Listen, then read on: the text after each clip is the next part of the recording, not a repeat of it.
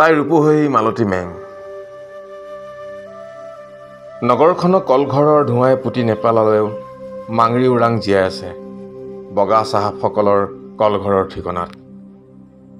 শতদুসময় যাতনাৰে ছবিত মাংৰি ক'ত নাই মাংৰি, শ্ৰমিক জাতিটোৰ গৰ্ভৱতীৰ শস্য মাংৰি, কোনোজনৰ ৰক্ষিত পতিতালয়ত ধৰ্ষিত মাংৰি।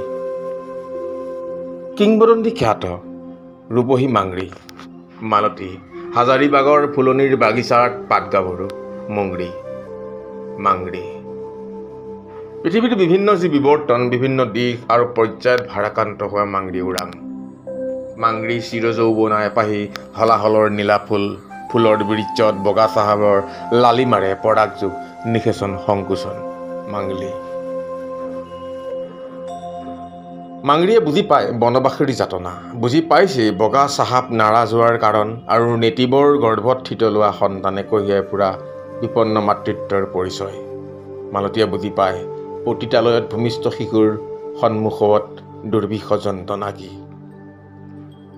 সত্য যে মালতীৰ মাটি 20 বিঘা, বগা চাহাবৰ ৰক্ষিতাৰ বকচিচ এটি নিশ্চ জীৱনৰ সেউজী গন্ধ।